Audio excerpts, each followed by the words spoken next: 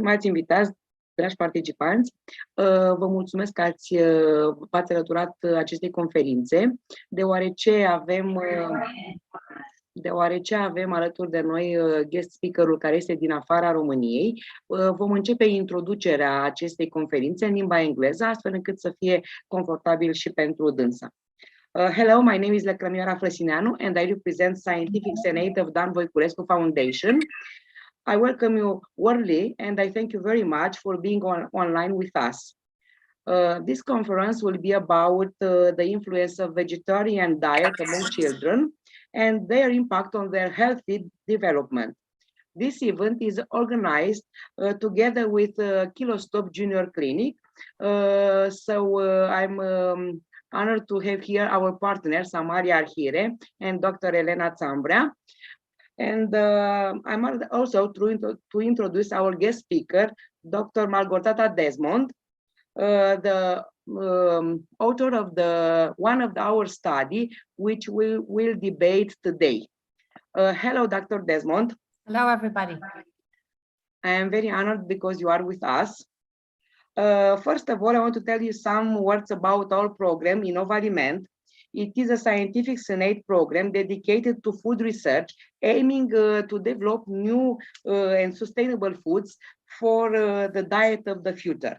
The InnovaLiment program comprised 3 projects: the InnovaLiment Invention and Innovation Fairy, the only fair in Romania dedicated to food research.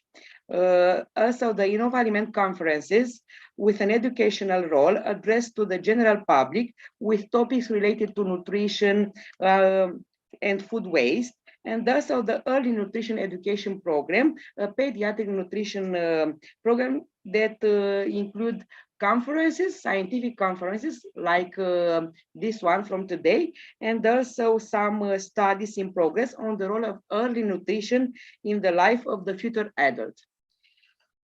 So the conference from today will be, you subscribe to this program, and it will be about the impact of vegetarian and vegan diet among children and their impact for the development of children. During this conference, we will debate on 2 studies related to vegetarian diet. First one was published in 2021, so last year, in the American Journal of Clinical Nutrition, and was conducted by University College of London. And the main author was Dr. Desmond.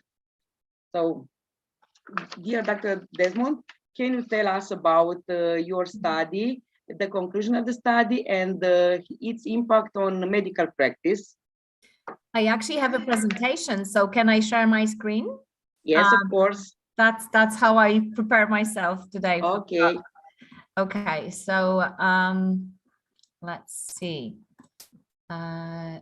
Share screen. Can you see my presentation? Yes, of course, I can see it. Perfect. Okay.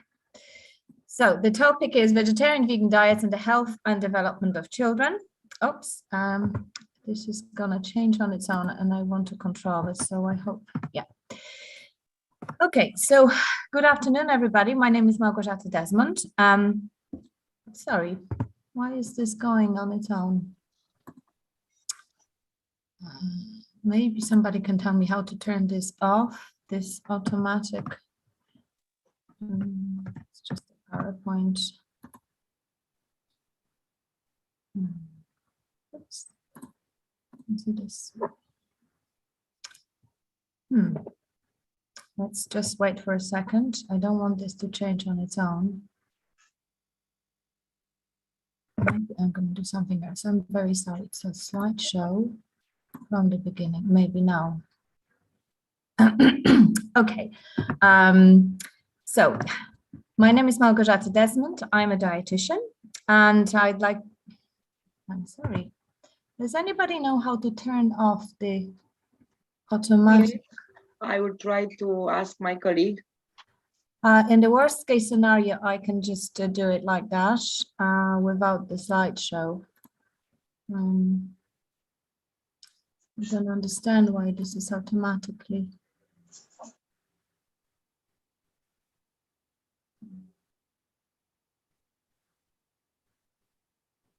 Okay. Can you see my screen now without the slideshow? Try on slideshow, please. Sorry? Try on slideshow and stop. Oh no. And then it just does it automatically, and I want to control. No. On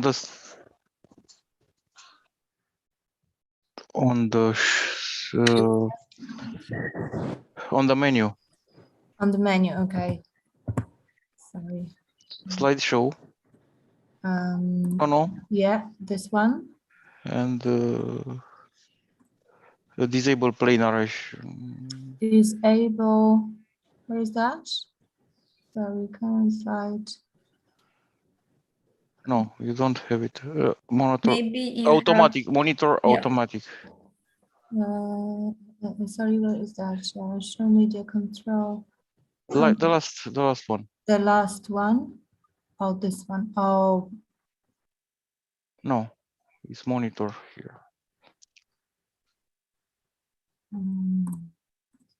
Okay. I'm very sorry about that. I did this before and it never happened to me. Okay. I think you have to uncheck the use timing. There was one. Okay. The slideshow, I think. Where was it? Right above. Oh, yes. Here it is. Theoretically, I guess. Hopefully this is gonna work now. Let's just. Perfect. I think it works now. Sorry about that. Okay. So the overview of my talk is as follows. First, I'd like to talk to you about what we know currently about the health and development of children on vegetarian and vegan diets. So I'm going to talk to you about all the available evidence until 2019. And then we're going to discuss two studies that appeared or were published in 2021 with the special focus on our study. Then we're gonna try to answer a question, or I'm gonna try to answer a question: are vegan-vegetarian diets safe for children? The implication for medical and dietetics practice, and then I'll finally conclude with some remarks. Now, so before going into children, I'd like to summarize the health effects of vegan-vegetarian diets on adults. We have way more studies on adults and the health effects are more established. So the benefits that we know that vegetarian and vegan adults have linked to their diets are mainly cardiometabolic, so lower risk of coronary heart disease, diabetes, high blood pressure, obesity, potentially lower risk of certain cancers. However, those diets come also with some health risks, lower bone mineral density, and higher risk of fractures, especially in vegans. The nutritional risks revolves mainly around lower intakes of iron, zinc, iodine, calcium, vitamin B12, vitamin D3, omega-3 essential fatty acids. And in extreme cases, I'm saying extreme cases because that concern mainly people on raw food diets, also protein. Data on children are still sparse. They come mainly from vegetarians and the studies are of varying quality. And this is the situation until 2019. We had 29 studies from Europe and US. They were mostly cross-sectional. And they used different methods of dietary analysis. They defined vegetarianism differently. So for example, a study from the 1990s from the UK group defined vegetarians as fish, they included fish eaters in vegetarians. So it was very difficult to conclude what their diet of those studied children were. A lot of those studies didn't have a control group. And until 2021, there was no current data on vegan children. The two studies on vegan children were from the 1980s. So I grouped the outcomes of those studies until 2019, and the first outcome is dietary analysis. And it's interesting that both studies from the 80s, 90s, and the recent studies, they came up to similar conclusions. And also, may I remind you, this most data comes from studies on vegetarian children. So those studies showed lower intake of protein, vitamin B12 without supplementation, vitamin D, zinc, fat including saturated fat, cholesterol, sugar, and similar or lower intakes of energy and calcium. However, at the same time, they had higher intakes of iron, polyunsaturated fatty acids, fiber, vitamin C, magnesium, folate, beta-carotene, fruit, vegetables, starch products, and vegetable oils. In terms of the body size, most studies showed that vegetarian children had normal height, normal weight, and BMI. However, most of those studies noted tendency to lower values versus control group, if there was one, or versus the 50th percentile, especially in those two vegan studies. One study from the Polish group from the 2018 assessed also their body fat by DEXA, and the vegetarians had a lower body fat. Surprisingly, we had until recently very little data on bone health. We had some bone data in vegetarians that showed altered bone metabolism and lower bone mass. Until 2021, there was no bone data in vegan children. The few studies that existed on cardiovascular risk factors in vegetarians showed comparable or lower cholesterol levels in vegetarian children, and one study showed lower levels of C-reactive protein, which is the marker of the chronic inflammation in vegetarian study. Only about 50% of the studies until 2019 looked at nutritional biomarkers, blood biomarkers, so blood tests, and very few biomarkers were assessed.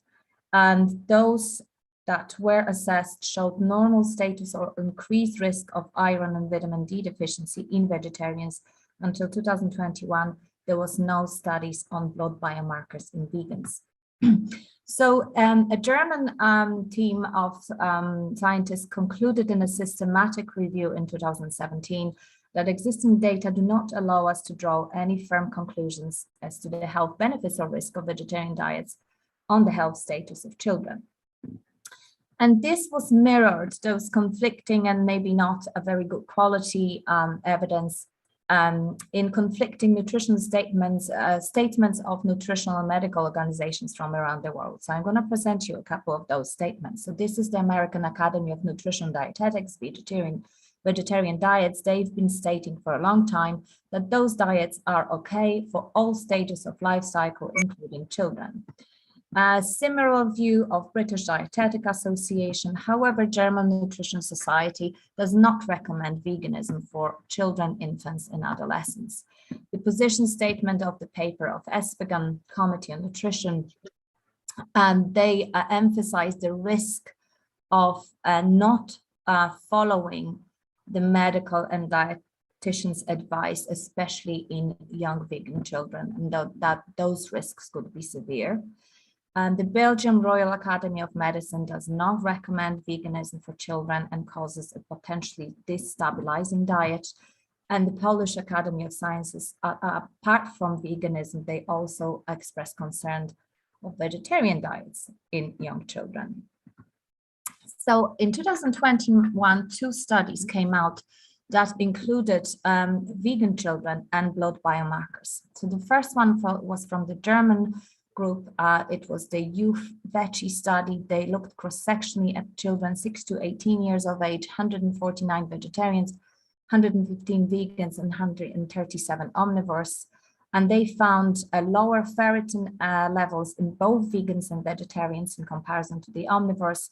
In vegetarians only, interestingly, higher levels of methylmalonic acid, which is suggestive of lower vitamin B12 intakes. And interestingly, in this study, 90% of the vegans supplemented vitamin B12.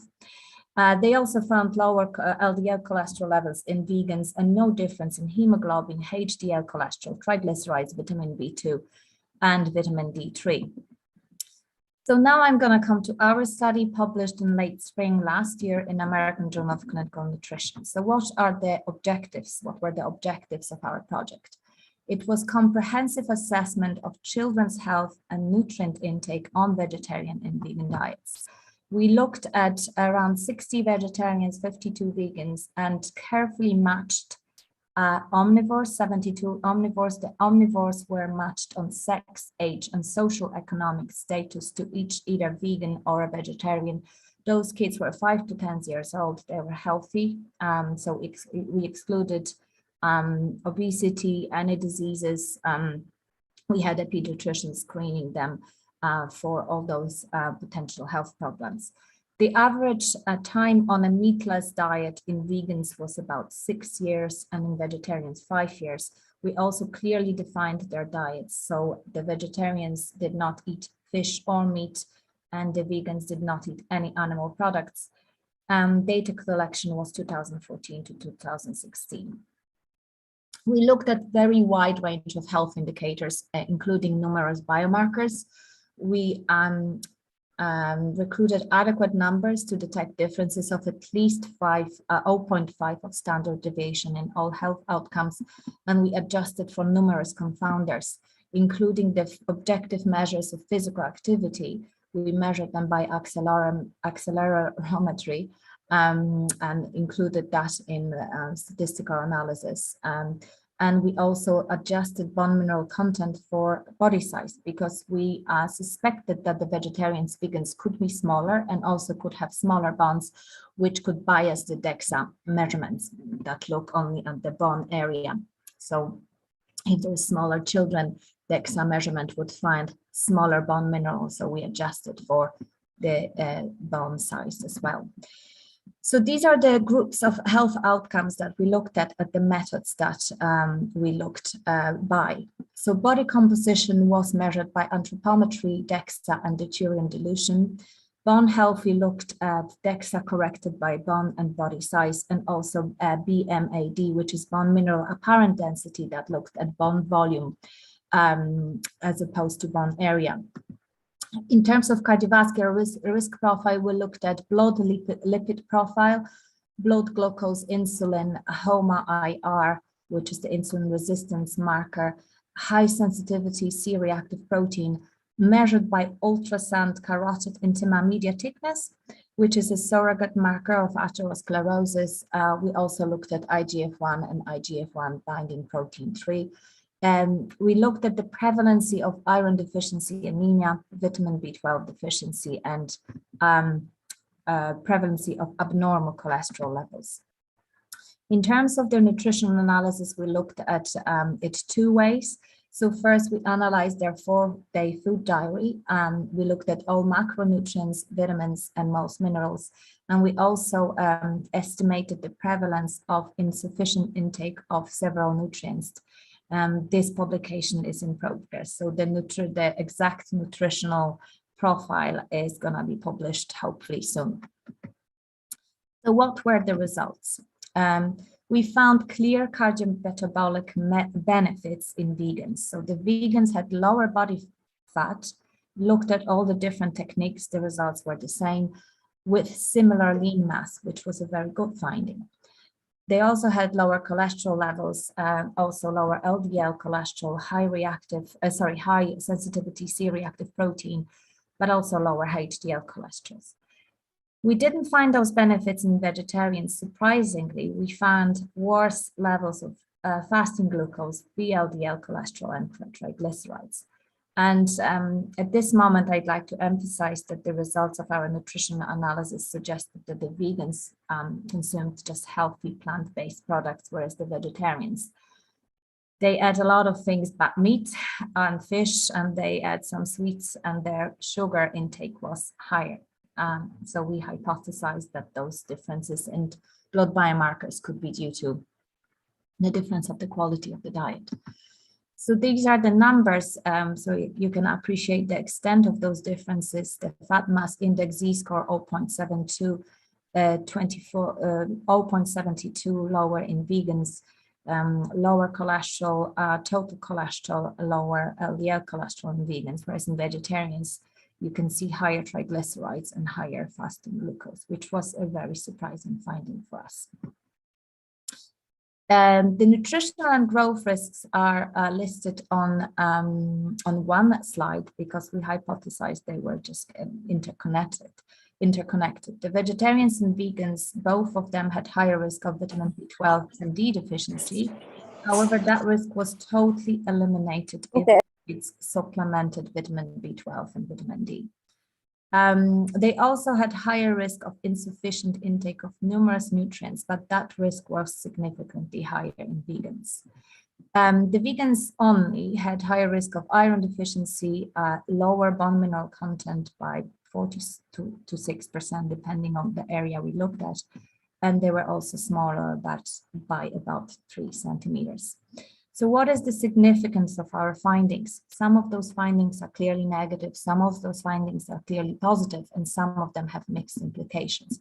In terms of the cardiometabolic benefits, we know that lower exposure to cardiometabolic risk factors in childhood translates into lower risk of cardiovascular disease in adulthood. So it's a clearly positive findings for vegans. However, we need to emphasize that if you don't eat meat in your diet, it's not a guarantee, as we saw in our vegetarians. Way more important is what you eat and the quality of your diet, and not just the mere fact that you just don't eat meat. The lower height has mixed implications in adulthood. So lower risk of some cancers, higher risk of cardiovascular disease, and potentially lower social economic status. However, we don't know if those vegan kids will be smaller. Maybe they will catch up. We don't understand the mechanism of how vegan diets affect children's growth, and maybe their growth trajectory will be just slower, but extended longer. The lower bone mineral content is a clearly negative finding. We know that childhood bone gain is linked to peak bone mass, long-term bone health, and adult risk of osteoporosis and fractures. What's the mechanism of how vegan diets affect children's bone is unknown. We hypothesize that it's via the nutrients like calcium, vitamin D, which were clearly lower in vegans, but also potentially the anabolic effects of animal protein, which is not really that anabolic in terms of plant protein. So maybe the quality of protein also played a role. Higher nutritional risk is also a negative finding. However, we don't know the long-term consequences for children on vegetarian and vegan diets in industrial countries in terms of those lower intakes of those nutrients. So are vegetarian and vegan diets safe for children? I think it depends on all those factors listed on this slide. So parental health awareness, availability of fortified plant-based meat and dairy alternatives in a country, financial resources, ability to understand and follow nutrition advice, and this is a big one because we worked clinically with those families and we saw that some of those families followed the nutrition advice they got during the study, and some of them they ignored it. And last but not least, massive misinformation present in the internet. And this could be a reason that about 30% of our vegetarian and vegan children in our study, their parents did not give them any supplements of vitamin B12 or vitamin D.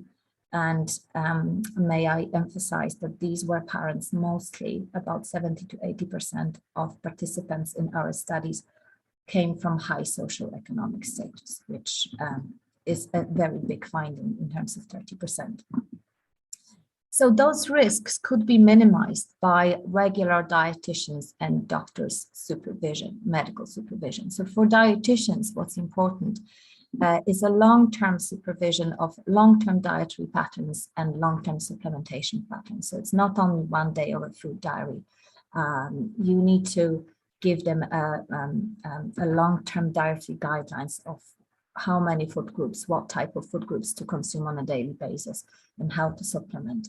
In terms of the doctor's supervision, I do suggest that those kids should have regularly done blood tests like complete blood count, ferritin, B12, homocysteine, vitamin D. How often? It very much depends on how safely those diets are administered.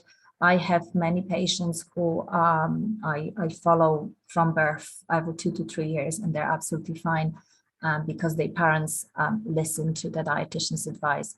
Some kids have bad results, and I know it comes from the lack of application of nutritional advice.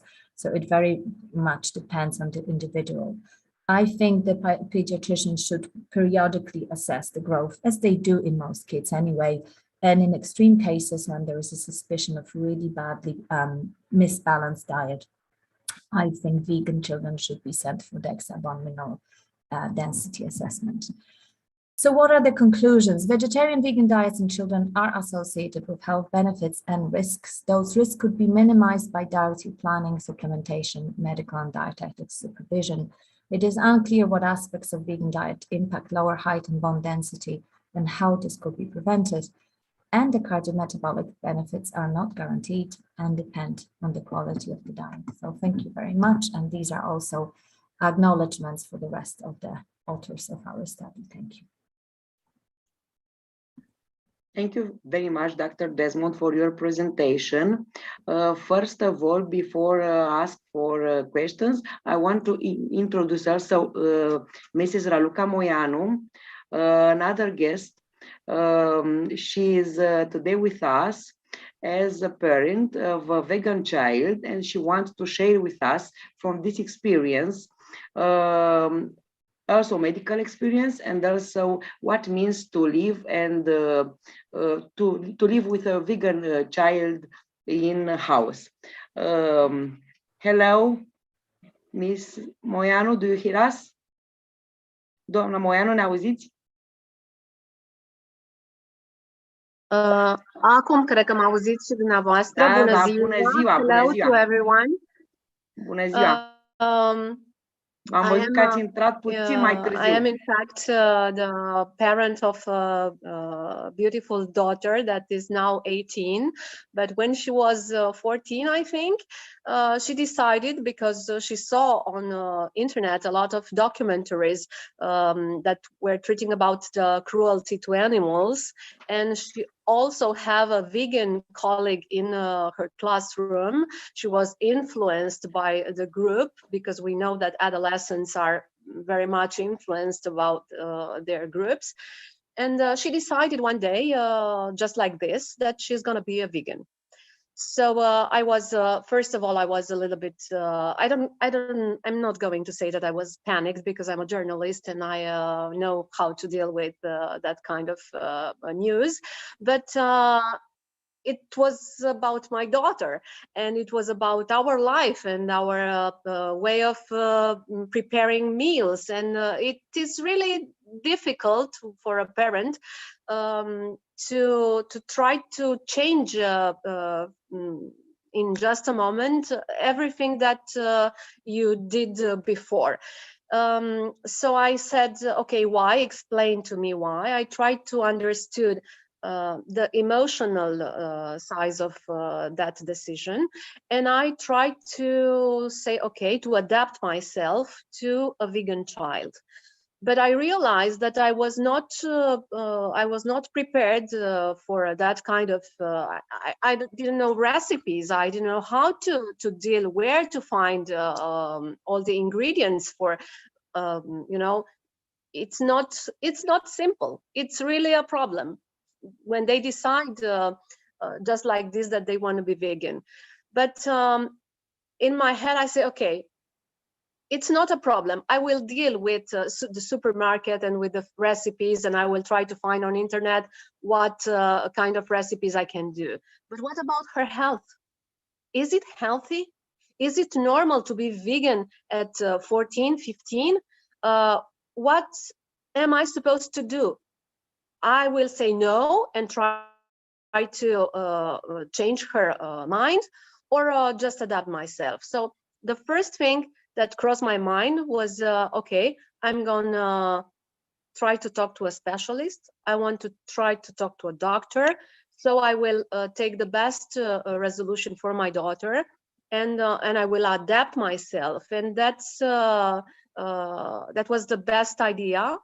I talked to Amalia Arhire, to Dr. Arhire, and I'm very grateful, Amalia, for everything that you did for us, because she talked to my daughter. She was really a support in that time when Mara decided that she wanted to be a vegan. So first of all, for all the parents that are in a situation similar with mine, I have to say that it is not up to you. It is the kid's decision, but you have to talk to a doctor. You have to have the support of a doctor. It is not simple because you can ruin the kid's life. You don't know what are doing if you don't have a scientific support. So I think the best decision that I made was to find support in Mrs. Arhire's cabin, medical. Kilostov Junior. Yes, in Kilostov Junior. Thank So you. I'm very grateful. I'm very grateful to them, and I'm grateful because Mara is a very beautiful young woman right now with no health problems. Thank So you thank you. very much.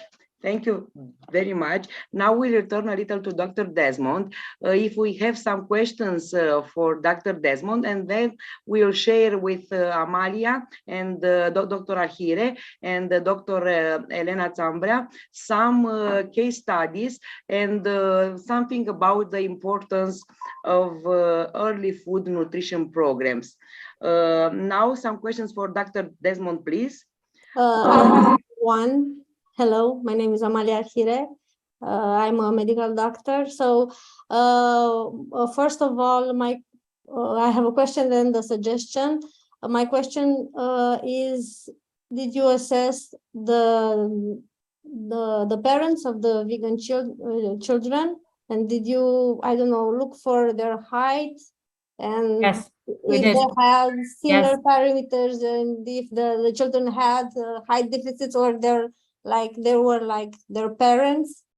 Yes, absolutely. So the questionnaires that we had also ask a lot of questions about the parents' health. I didn't include that in this presentation because it would be too long and too complicated. But yes, we looked at health issues in the parents, also in the grandparents. So we looked at the risk of certain chronic diseases in parents, in grandparents. We measured the height, it was self-declared height of both mother and father, and that was included in the statistical analysis, because yes, it's a very good point. If we happened for some reason to recruit smaller families in vegan children, it would be biased, so the result would be biased. But no, looking actually at the heights of the parents, there was no difference between the groups. The difference was only visible among the children. And also that's why we also measure the average time being on a vegan diet, because it's also a big factor. So some studies only had an average of a year. And we know obviously that could, especially for height and bone mineral density, the effect of that would be very small. So yeah. And my other question is, how often did you see these children? Oh no, the children only came once for all those tests. It was a very big day for them, very long day, started from 7 o'clock in the morning. They had all those tests done. Sorry, there was an exception. Sometimes the ultrasound, because it was done by a radiologist in our hospital. So sometimes they came twice if the appointment wasn't available on the same day. But it wasn't a follow-up study. It was a cross-sectional study. We are thinking of maybe following them up, but obviously it all depends on the finances. Okay. And my suggestion, maybe think about measuring the bone formation markers if you follow up. Yes, it's all finance related. So we measured very, very many biomarkers. The study was very expensive, but we had a private donor, so I was very lucky. But obviously we could have measured more things, but it was also the ethical, the ethic committee only allowed us to take as much blood as well. So we took quite a lot of blood from those kids. Thank you. I have here in chat another questions. Overall, the benefits of being vegan are bigger than the risks? I actually do believe that if you follow this diet in a very careful way, I think you can have very healthy children, because I saw those children. So our group of vegan children had examples of really perfectly healthy kids. But I remember those families, they were really aware of what they're doing. They were supplementing. They were making sure those kids ate protein from beans, pulses, peas, tofu, tempeh, all of those things. They didn't really subscribe to all the media, internet quackery. And some of those kids just had grains and vegetables without any protein. They didn't supplement. So those kids had problems. And my experience was that some of those families whose kids had problems, they were in denial. So we were telling them, your kid have really bad blood test results. You need to start supplementing B12. And they still refuse to do so. So it very much depends on how you apply this diet to your child. And because that study was done in Poland, and it was in the Memorial Health Warsaw Institute, one of the biggest pediatric hospitals in Poland outside of Warsaw. In Poland, we don't really have a strict laws of taking your child away.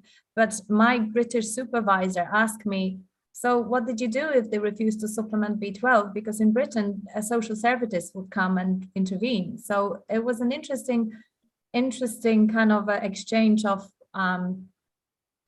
ideas between the two countries. So we obviously didn't do anything, but we did tell them you should supplement, but they still did whatever they did. But what about their parents? Did they ask for a medical supervision? So that's the parents we were talking to about supplementation, and they refused. There was a couple of families, they refused to supplement anything, and those kids had clear problems. It was seen in the blood tests, and they refused to acknowledge it was because of their vegan diet. Okay, so do you think that this data from your study would change the medical practice, maybe the medical protocols in nutrition, in pediatric nutrition? I don't think so. I think it's just another brick in the construction of body of evidence that we have. And for example, the German data, 90% of their vegans supplemented. In our study, 70% of vegans supplemented. So I think what I'd like to see is a more emphasis after our publication to make all those risks clearer to parents, and so that the doctors understand what the risks are and give the advice, and also emphasis of working with dietitians, because not everything doctors can do. Like doctors don't have time most of the time to give details, dietary guidelines, and these are crucial. So maybe a more emphasis on how to safely have this diet, because as one of the mothers here of a teenager, you probably experienced this. If a teenager wants to be vegan, most of the time there's nothing you can do about it. You just have to support them in that decision. And by the way, I was the same. I became vegan when I was 16, and I remember my mom, and I remember my resolve, and nobody was going to change that. So rather than saying, no, you can't do it, you have to give them resources of how to do it safely.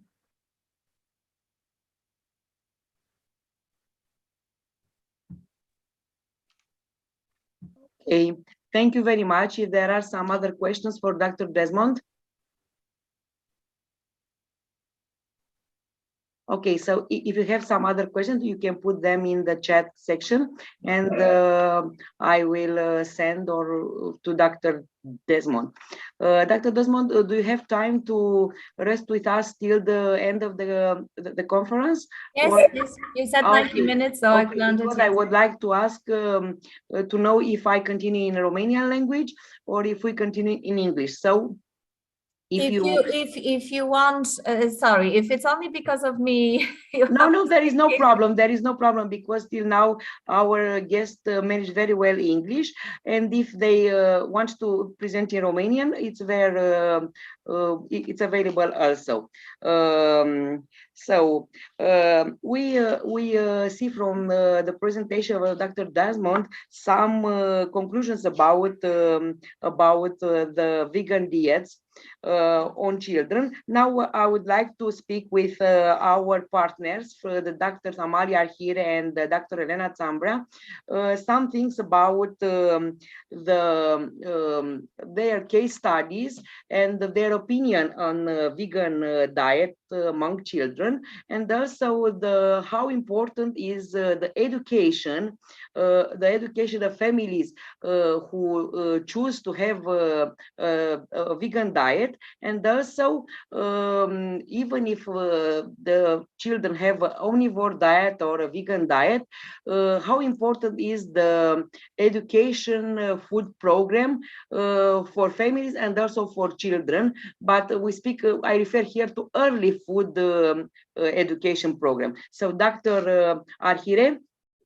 Hello, so I have a quick presentation also. I'm gonna ask my colleague afterwards to speak more about our experience and the benefits and the risks of vegetarian and vegan diets. And so I'm just gonna share my screen. And so, is it okay? Do you see my screen? Yeah. Yes, da. So it's in Romanian, but I can speak in English. So I want to speak about why it's so important for us to try to teach our children to eat healthy and the importance of food education. So what do you know? So what is food education? And I found it really, really interesting that food education means all the methods that we use to teach children and people how to eat healthy and how to improve their general state, but also about the food culture, the food production, the food wasting, the healthy lifestyle, and all about the food behaviors. And it's really, really important that most well-developed countries like the US, the UK, Germany, France, they all have school education programs. And actually the basis was of food education was developed in 1986 in Japan. And we all see that they had like, they said that the basic of physical education and of moral education rests in food health and food education. And that I found that really, really interesting. So what do we see? What's more important? Food education at home or at school? Well, I found a few studies that show that food education in school has bigger impact than that in the family, especially if the family doesn't have a really good food education or medical education, and that all children can have more information about the general lifestyle values, and also about the fruit and vegetable intake and all the physical activity or the water intake that's normal for a child. And we see like Jamie Oliver, who is one of the patriots of food education in UK, and he did a lot of work with really, really good results in food education and in trying to step up for the children in UK to try to teach them what's good eating and how to take that home to their parents, so that all of them can improve their food and eating behaviors. And I found a Dutch study that found that if you have a food education program just with general lifestyle information, you don't have a lot of impact on vegetable intake or in the increase of vegetable intake, but you can really influence the physical activity and the water intake of the children. And even if you have just one intervention, so ask like a doctor or a dietitian to try to go once in a school and speak to the children.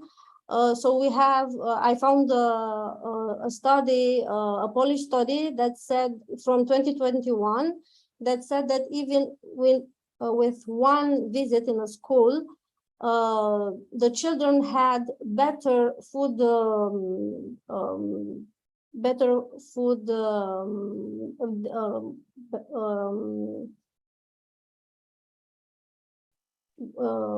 important information. After the visit, they really doubled their knowledges on what's good to eat, how many fruits and vegetables or it's normal to have, and they really retain that information. So we see it that even at 6 months afterwards, most of the children knew what's a healthy lifestyle and what's the healthy way of eating. And the focus was mainly, I said, on the water and the movement information, but also the food information. And so we ask ourselves, at what age can we start to have food information or medical education? So, and I found a study from Spain on more than 200 children, and they split the children in two groups, one without dietitian's help, and the other one with. And we saw that in a year, the number of children with obesity, the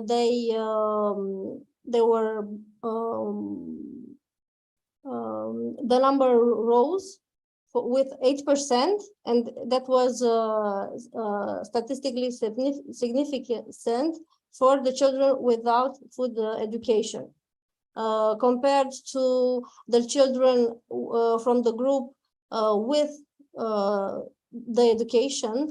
And they saw that in a year, even at 2 years after, the number of children with obesity, they dropped up to 25%.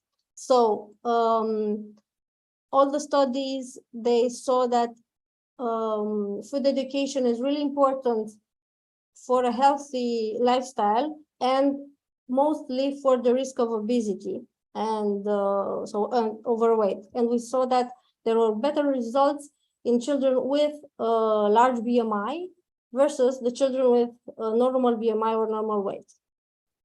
And this is a picture with me in a kindergarten speaking to children about healthy lifestyle. It was really, really sensational. I'm gonna say the small children are, I don't know, like little sponges, and they want to please you, and they want to I don't know, be good and have good responses, and you can really have better impact even if the children are really, really small.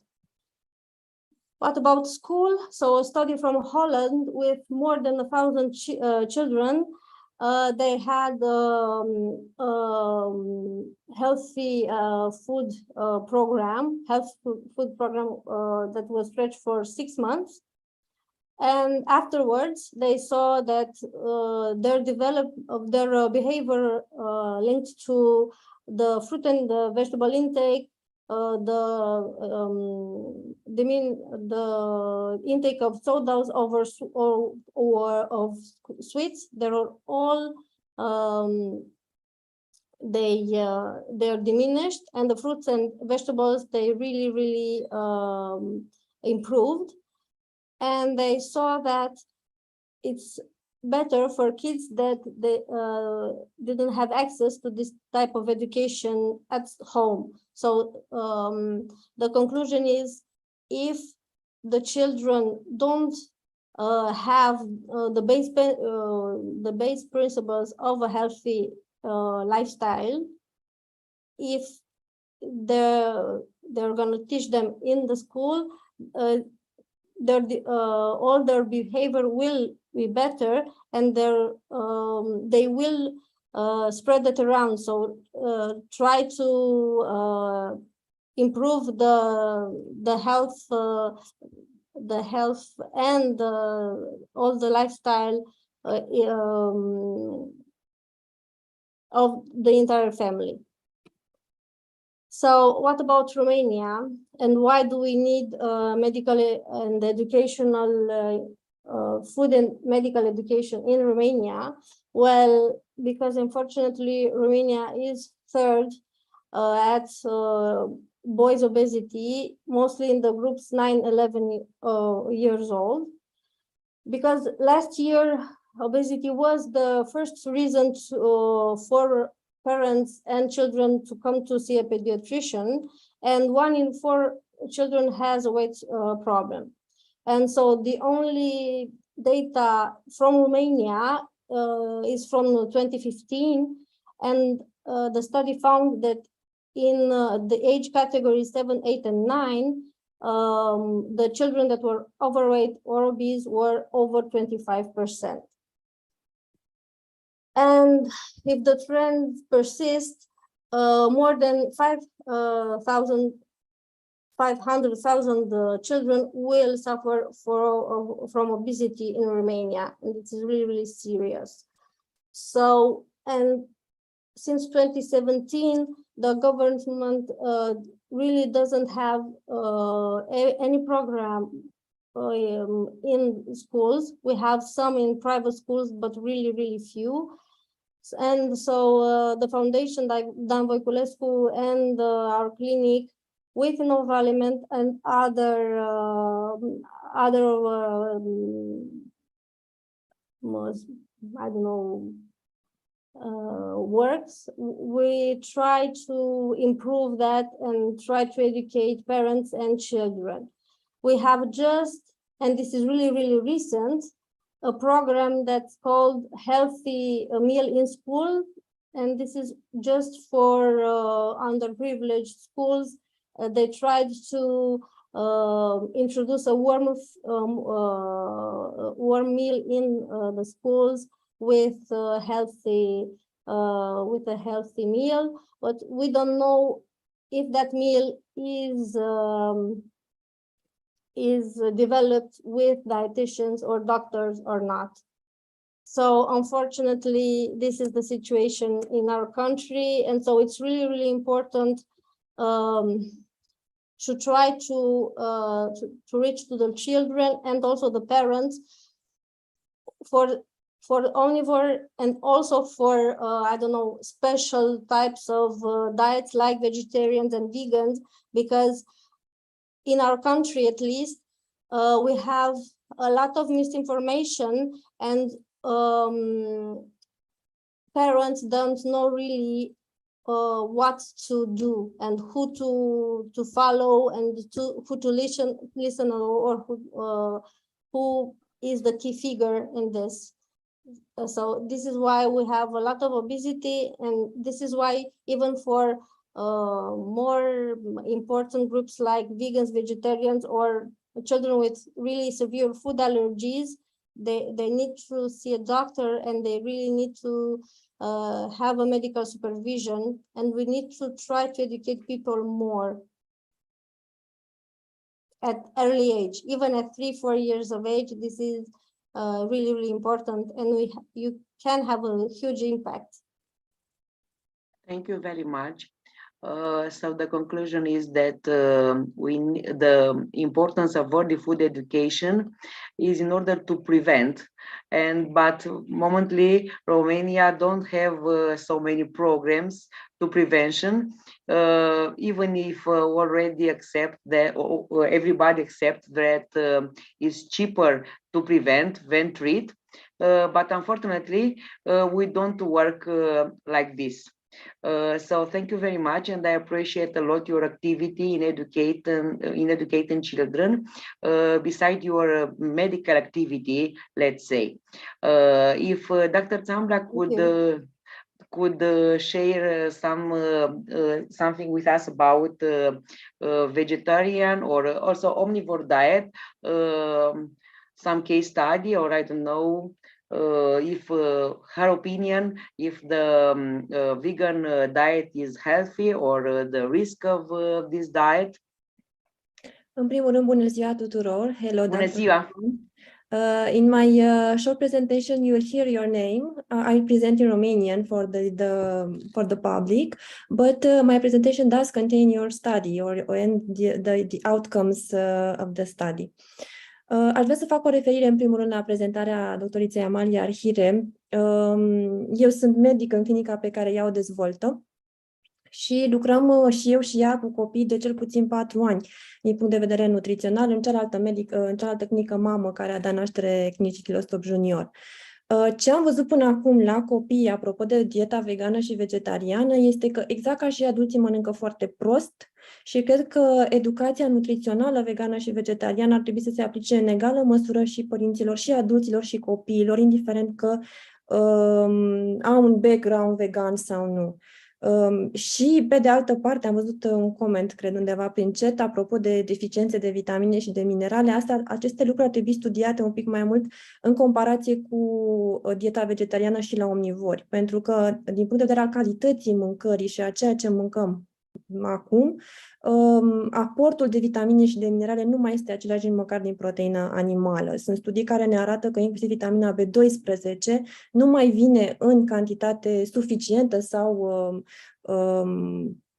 ea ca și calitate nici măcar din carne, pentru că această carne pe care o mâncăm ea însă și provine de la animale industrializate și hrănite incorect.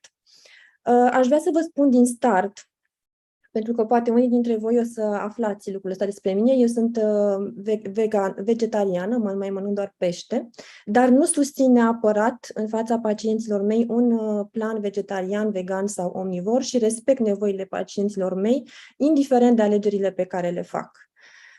Așa că astăzi veți auzi de la mine și argumente pro și argumente contra pentru dieta vegană, vegetariană la copii. Și o să începem. Mulțumesc pentru share. Bun. Dragii mei, deci o să vorbim astăzi despre beneficiile și limitele alimentației în primul rând, aș vrea să-mi dea cineva un semn că vedeți prezentarea și că mă auziți bine. Vă auzim și vedem și prezentarea. Pentru că eu nu vă mai văd doar prezentarea mea. Deci o să vorbim despre beneficiile și limitele alimentației de tip vegetarian și vegan în rândul copiilor și în prezentarea mea o să vedeți citate 2 studii, iar apoi la final o să discutăm poate un pic mai mult de cazuri sau de întrebări dacă or să apare.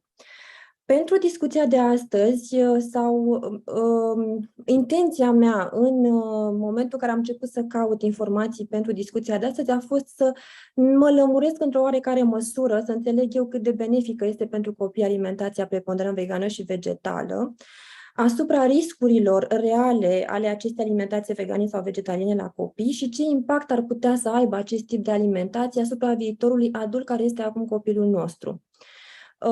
Cred că asta este principala îngrijorare când vine vorba de copii și anume ce se va întâmpla cu copilul meu care acum este vegan-vegetarian pe termen lung. Baza informației pe care o să o vedeți este acest studiu pe care l-ați văzut prezentat de doamna dr. Desmond și de echipa ei. Studiul a cuprins copii cu vârste între 5 și 10 ani și a avut ca și scop cuantificarea diferențelor de compoziție corporală la acești copii, riscul cardiovascular, statusul micronutrienților și macronutrienților la copii vegani și vegetariani. Ce a fost foarte interesant și extrem de valoros a fost faptul că acest studiu a comparat rezultatele obținute de la copii vegani și vegetariani cu rezultatele obținute de la copii omnivori, care au fost practic standardul. Aici este o discuție un pic mai vastă legată de standarde și de ce limite sau ce definim ca normal. Ascultam la un moment dat prezentarea unui medic vegan care spunea în ce măsură ar trebui regândite aceste standarde sau reevaluate date apropo de riscurile de sănătate la alimentația vegană-vegetariană la oameni. Iar al doilea studiu vine de la Universitatea din Toronto și este condus de doctorița Laura Elliott. A cuprins copii cu vârste între 6 luni și 8 ani, adică cu un average de vârstă mai mare. Scopul acestei cercetări a fost să studieze relația dintre dieta vegetală și indicele de masă corporală, influența asupra creșterii la acești copii. A vrut să se vadă cum diferă nivelul de fier din sânge, al vitaminei D și al grăsimilor. Ce s-a aflat în ambele studii au conchis că indicele de masă corporală este mai scăzut la copiii vegani și vegetariani, drept pentru care această dietă se corelează și cu un risc mai mic de a dezvolta obezitate infantilă sau ca adult. Riscul de boli cardiovasculare este mai scăzut la acești copii datorită nivelurilor scăzute de LDL și de colesterol total și trigliceride. Toată această triadă de grăsimi reprezintă grăsimile care pot să înfunde arterele și care pot să dea problemele de inimă și de creier. Ambele studii au conchis că acești copii vegetariani care consumă lapte și produse din lapte fac excepție de la această descoperire, deoarece grăsimile de proastă calitate din produsele care provin din lapte pot să crească nivelul de colesterol total, LDL și trigliceride, ba la unii copii chiar au depășit nivelurile cele normale de la copii omnivori. Bun.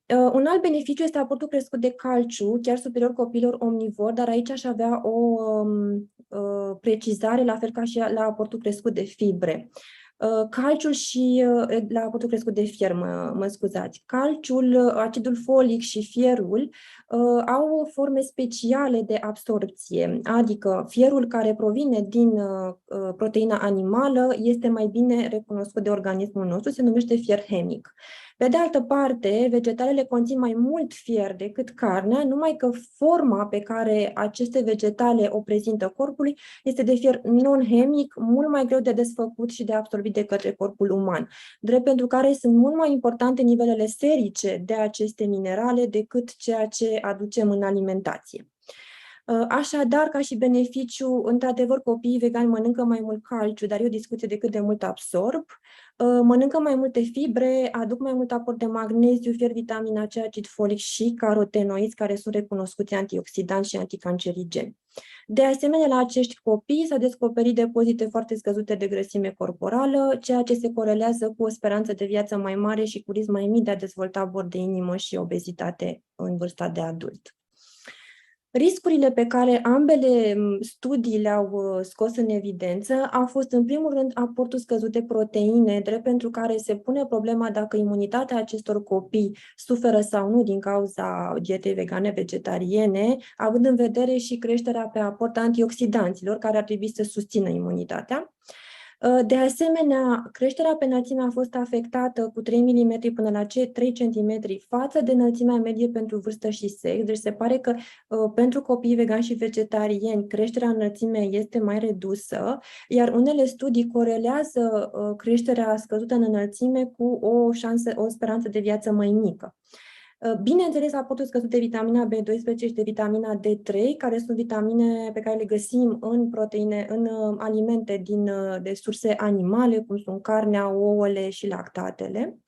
Densitatea osoasă scăzută, care poate să ducă la risc de fracturi, mai ales în perioada de creștere, drept pentru care, îmi pare rău, Raluca, dar instituirea dietei vegane vegetariene nu este recomandată la copii în adolescență, când densitatea osoasă poate să fie afectată și de schimbările hormonale, dar foarte bine că ați mers la doctor și că ați cuantificat toate aceste riscuri.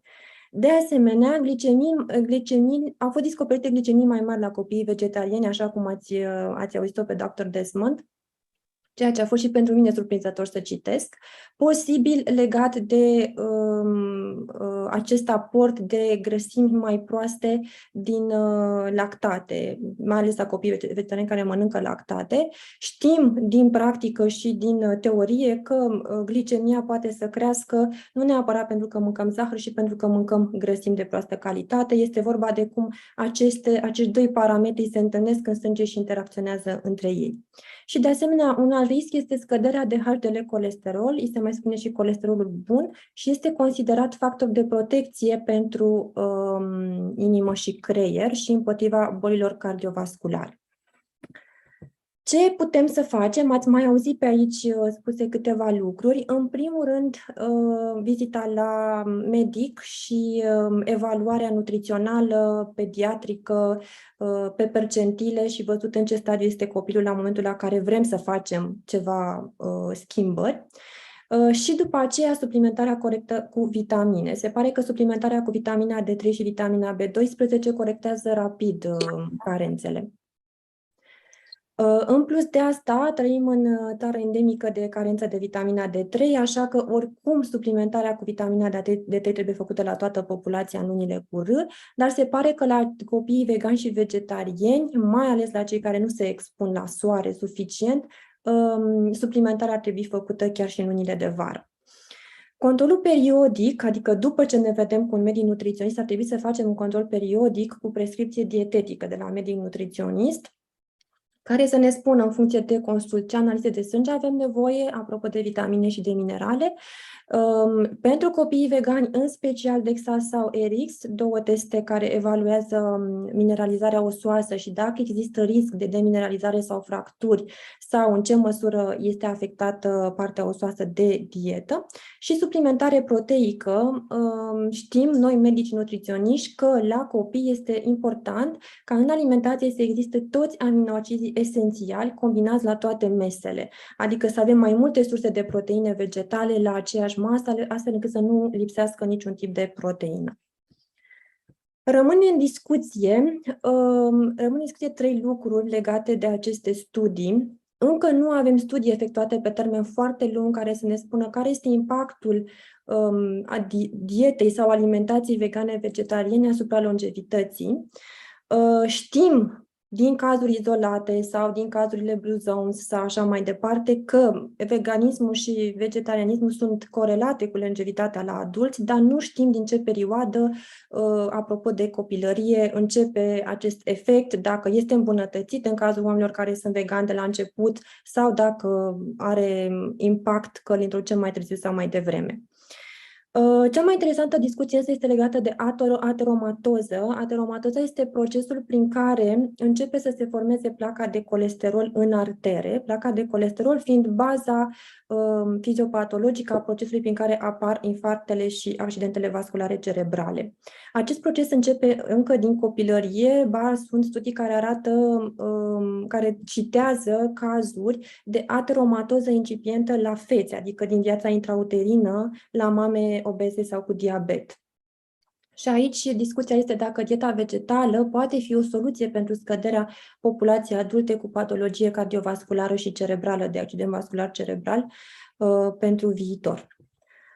Cam asta am avut eu să vă spun legat de dieta vegană-vegetariană. Mi-aș plăcut, nu știu, să am ceva studii sau ceva cazuri pe care să vi le prezint. Din păcate, nu ni se adresează foarte mulți copii vegani vegetarieni în clinică. Îmi amintesc însă, dacă vreți așa un insight, de un caz cu o familie vegană care au venit la mine cu o fetiță de 15 ani. Toată familia avea deja obezitate și mi amintesc cât de prost mâncau și cât de puțin complianți au fost la recomandările nutriționale de suplimentări de vitamine, de cum să aranjăm farfuria din punct de vedere proteic, de activitate fizică, de ieșit afară și de interacțiune. Deci, până la urmă, problemele alimentare ale veganilor, vegetarienilor și omnivorilor se aseamănă foarte mult și este vorba de calitate, e vorba de suplimentare și la omnivori și la vegani și e vorba de a conștientiza faptul că un consum nutrițional ar trebui să facă parte din consulturile noastre anuale și din vizitele periodice la doctori. Scuză-mă că te întrerup, Elena, vreau doar să mai subliniez și că cei mici au nevoie în creștere de proteină foarte multă și de bună calitate, așa cum spuneai tu, și de toți aminoacizii esențiali, care sunt niște bucăți de proteine pe care corpul nu poate să-i facă. Și atunci, dacă nu avem grijă să suplimentăm sau să alegem alimentele, putem să creăm niște deficite foarte, foarte mari și să afectăm creșterea. Atunci e foarte, foarte important partea de consiliere nutrițională. Și pe kilogram corp, un copil, sau până se termină creșterea, are nevoie cam cât are nevoie un atlet de performanță, adică 1 gram jumătate de proteină cel puțin ca să crească bine. Da. Întreba cineva în chat, am văzut o întrebare legată ce tip de suplimente de proteină recomandăm. Pentru copii nu recomandăm suplimente proteice dacă nu sunt cașectici sau dacă nu există cazuri dovedite de cașexie sau de suprapondere gravă.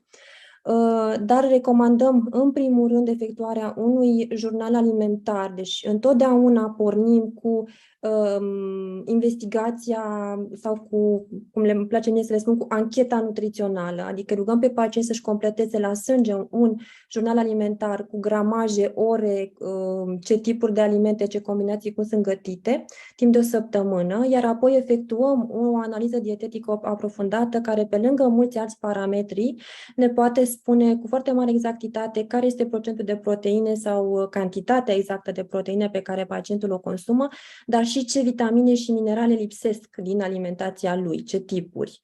Această analiză vine și cu o super resursă, și anume la final de recomandări din top 10 alimente care aduc aceste vitamine, minerale în aport și apoi construim diete specializate exact pe carențele de aport.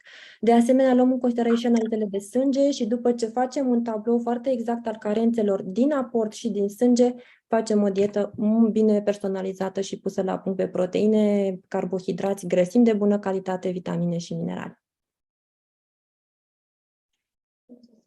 Mulțumim. Dacă mai sunt întrebări, le puteți adresa în căsuța de chat. Acum aș vrea să ne mai întoarcem puțin la doamna Moianu,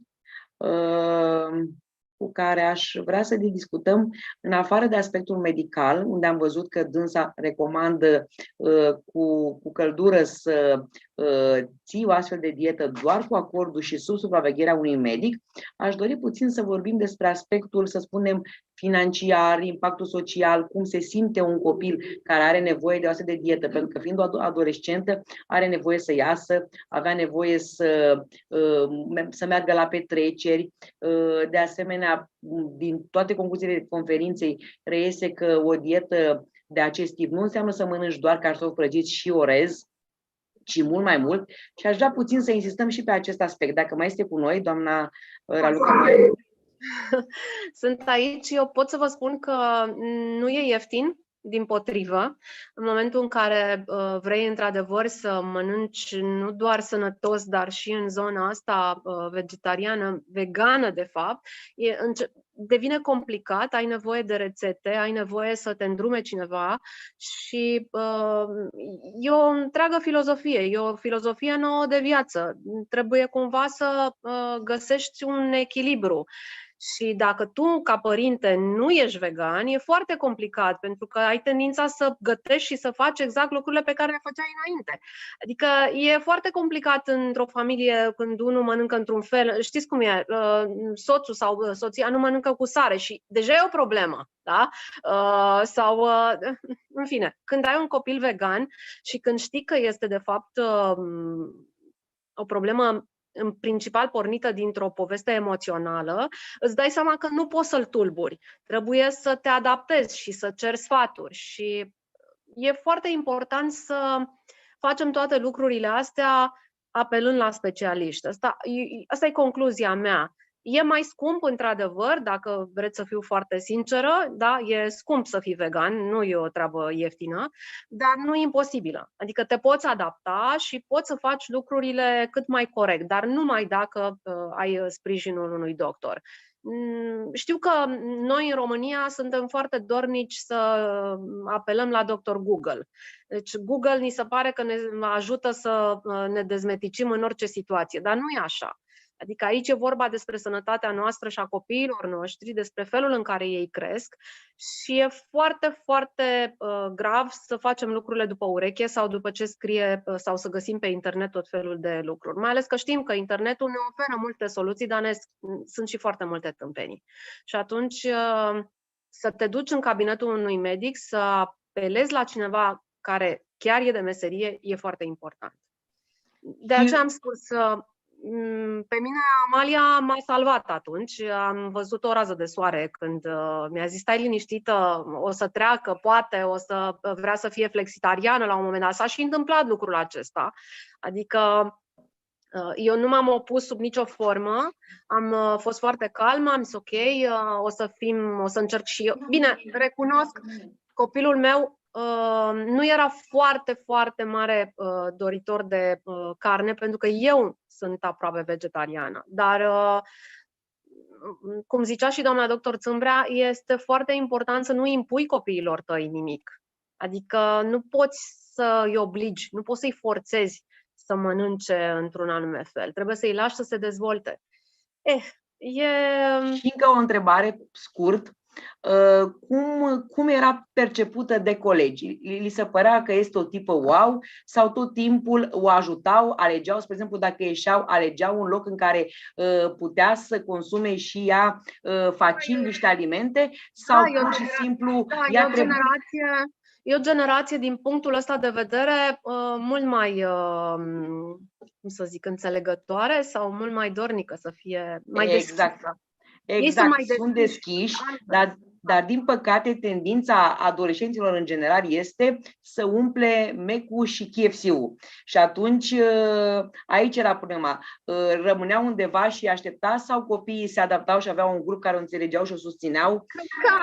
Fiica mea a făcut balet și KFC-ul și Mac-ul n-au făcut parte din viețile noastre. Foarte rar au făcut parte din viața noastră, pentru că când ești balerină nu poți să te duci la McDonald's foarte des, exact. E interzis cumva. Dar cred că fiica mea era învățată să mănânce sănătos, iar colegii au fost foarte, foarte, foarte dornici să o sprijine. Am zis, cred că e o generație care înțelege altfel lucrurile, dar e vorba de comunicare aici. Cred că aceste programe, în primul rând, trebuie să vină în sprijinul părinților și trebuie să le explicați părinților ce se întâmplă atunci când copiii aleg să fie vegani. Și cred că asta ar trebui să facă, un pic mai multă educație în școli, în direcția asta, apropo de ceea ce mâncăm, cum mâncăm, fiindcă obezitatea, într-adevăr, e o problemă și alegerile de acest tip nu întotdeauna sunt, v-am zis, pot să nu fie fericite. Dacă le facem fără ajutorul medicului, putem să facem niște alegeri greșite. Și e bine, mai ales pentru părinți, să comunicați cât mai mult astfel de studii și astfel de programe. Cred că sunt importante și cred că ar trebui să facă parte din educația copiilor noștri în școală la vârste cât mai fragede. Deci să înceapă acest tip de educație alimentară cât mai devreme. Nu e o aiureală, e ceva până la urmă extraordinar de important, pentru că ne face să creștem sănătoși, să fim oameni puternici, nu? Că avem nevoie. Ok. Vă mulțumim foarte mult că ne-ați împărtășit practic din experiența unui părinte vegan. Thank you very much also, Dr. Desmond, for your support because you join us to present one of the most important study, maybe the first on vegan diet. Thank you very much, Dr. Amalia Arhire and Dr. Elena Țâmbrea, for your support as our partners in our mission to change the mentalities regarding the future, the food of the future. Okay, so if you have some other questions, you can let them in the chat box. Do you hear us, Dr. Amalia Arhire, Dr. Elena Țâmbrea, Yes, Dr. Desmond? Thank you very much for your invitation. So it was an honor. Thank you very much as well for the invitation. Mulțumesc Ok. și eu foarte, foarte mult.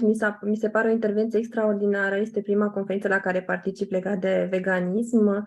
Aș vrea să vă las cu o singură idee legată de ceea ce a spus dumneavoastră, Alina, și anume mâncarea viitorului. Pentru că se pare că vegetarianismul și veganismul nu mai sunt deja o nutriție de nișă. Au foarte mulți susținători, se pare că se fac și studii în această direcție și da, merită cumva atenția noastră din toate părțile. Mulțumesc! Vă mulțumim și noi. O să mă uit, ok. Doamna Hanuș Stella, ne auzim? Da. Da, bună ziua! Bunică de 71 de ani, deschisă, fără probleme, m-a interesat foarte mult și a fost extraordinar cum ați prezentat și ce ați prezentat. Aș vrea să spun că s-a pus accent pe faptul că trebuie ca părinții și chiar și bunicii să aibă un contact cu medici nutriționiști și nu cred că există atât de mulți medici nutriționiști specializați pe copii, deci pe copii și nu știu cât, sau cel puțin experiența mea este că medicii de familie nu sunt educați în a da sfaturi vis-a-vis de acest aspect de alimentație.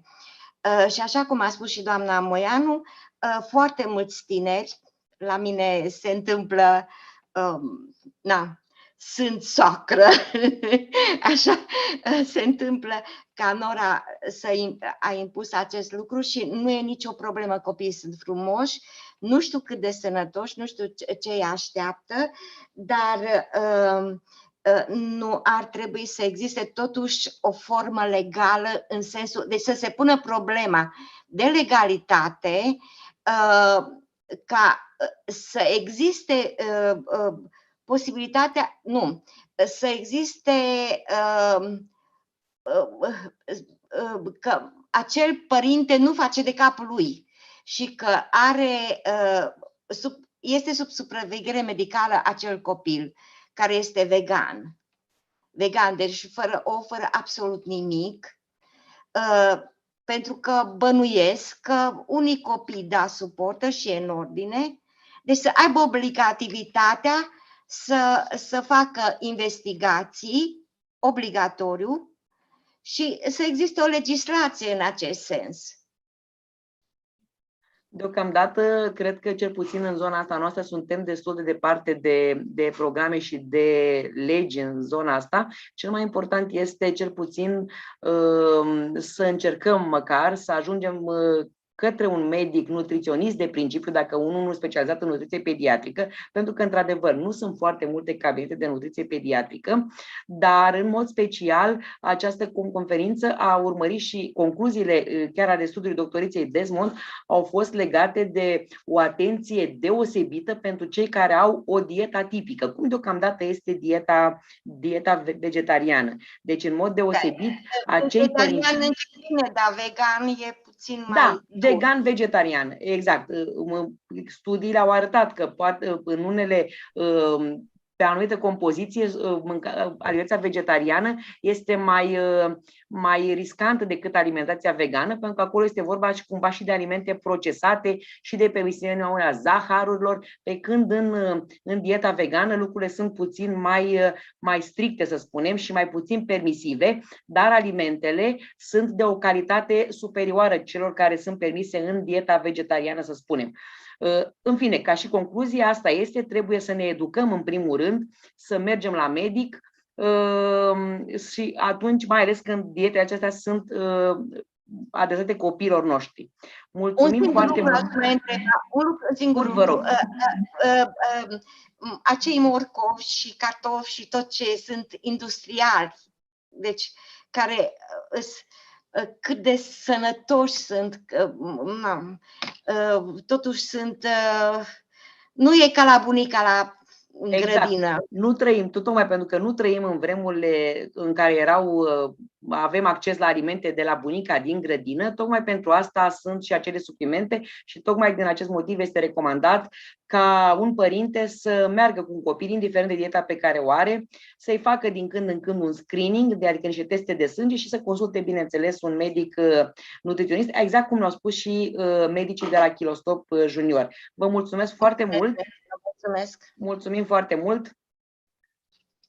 Și vă mulțumesc încă o dată tuturor pentru participare, atât speakerilor noștri, cât și celor care v-ați alăturat acestei conferințe. Thank you very much again for your support, for our guest speaker, for our speakers, and for our participants. Thank you very much again.